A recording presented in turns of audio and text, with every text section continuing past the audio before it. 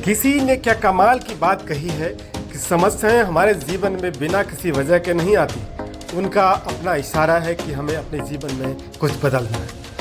और किसी ने यह बात भी कितनी खूबसूरती से कही है कि जुनून आपसे वो करवाता है जो आप नहीं कर सकते, हौसला आपसे वो करवाता है जो आप करना चाहते हैं, और अनुभव आपसे वो करवाता है जो आपको करना चाहिए।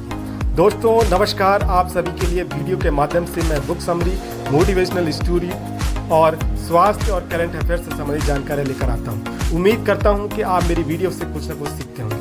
नमस्कार दोस्तों, आप जानते होंगे कि गुस्सा हमारे लिए कितना खतरनाक हो सकता है। क्रोध हमारे मानसिक और शारीरिक स्वास्थ्य के लिए बहुत ही नुकसानदायक होता है। तो आज इसी पर बात करते हैं कि गुस्से में क्या नुकसान हो सकता है और इससे हम कैसे उबर सकते हैं।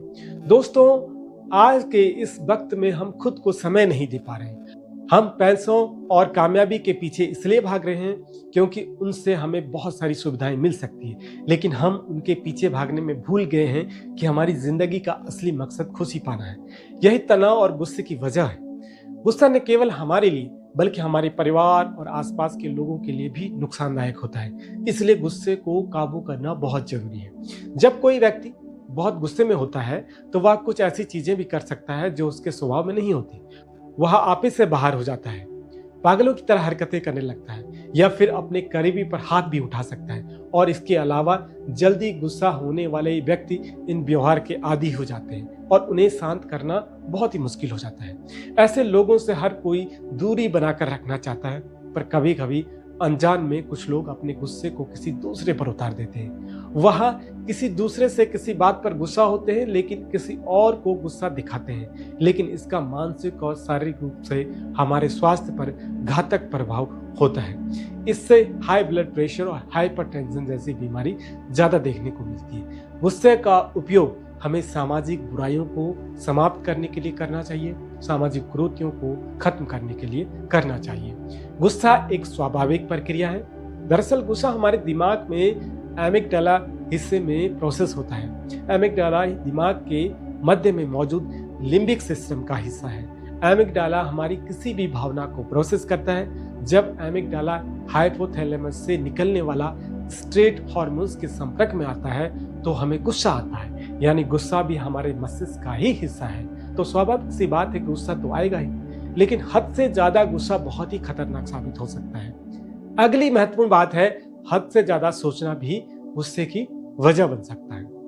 जब हम किसी बात को बार बार सोचते हैं, इसके साथ ही हमारे दिमाग में गुस्से को बढ़ाने वाली बहुत सी बातें आने लगती हैं। जब हम कभी ट्रैफिक में फंस जाते हैं या हमें बॉस की डांट खानी पड़ती है या कुछ और, तो हम दिन भर गुस्से में रहते हैं और शाम तक गुस्से में रहते हैं और सोते वक्त खुद से कहते हैं आज का दिन बहुत खराब था। इससे बचने के लिए रोजाना सुबह 10 मिनट याद सोचिए कि पिछले दिन आपको किस बात पर गुस्सा आया और सोचिए कि आज के दिन आपको ऐसा नहीं करना है। अपने गुस्से को काबू करना सिर्फ आपके हाथ में है। कभी कभी पुरानी बातों को याद करके हम गुस्से या तकलीफ से भर जाते हैं। अपने दोस्तों के साथ शेयर करके हम इस दुख को कम कर सकते हैं।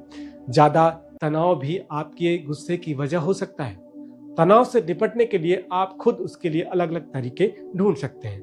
गुस्से और तनाव को काबू करने का सबसे बेहतर उपाय है अच्छी नींद, व्यायाम और कृतज्ञता। आभार जताकर आप स्वस्थ रह सकते हैं और अपने गुस्से को कम कर सकते हैं। सोने से पहले कैफीन जैसे चाय या कॉफी या निकोटीन जैसे तंबाकू वाली चीजों से दूर रहें। उन्हें खाने से आपका नर्वस सिस्टम जाग जाता है जो आपको सोने नहीं देता। देर रात को खाना मत खाइए। सोते वक्त अगर आपका पेट भरा रहेगा तो आप अच्छे से नहीं सो पाएंगे। खुद को काम के तनाव से दूर रखने के लिए सोते वक्त अपने फोन को दूर रख दीजिए। अच्छी नींद के साथ ही अगर आप रोज कसरत करें तो आप अपने गुस्से और तनाव को काबू कर सकते हैं। इन सब आदतों के साथ ही अगर आप हर चीज का आभार जताकर अपने गुस्से और तनाव को कम कर सकते हैं तो यह बेहतर होगा। गुस्से से आपके शरीर की बीमारियों से लड़ने की क्षमता भी कम हो जाती है, जिससे आपको हाई ब्लड प्रेशर और हाइपरटेंशन जैसी बहुत सारी बीमारियां हो सकती हैं। गुस्से को काबू करने के लिए गुस्से के लक्षण को पहचानिए, उसे आने से पहले ही रोक लीजिए।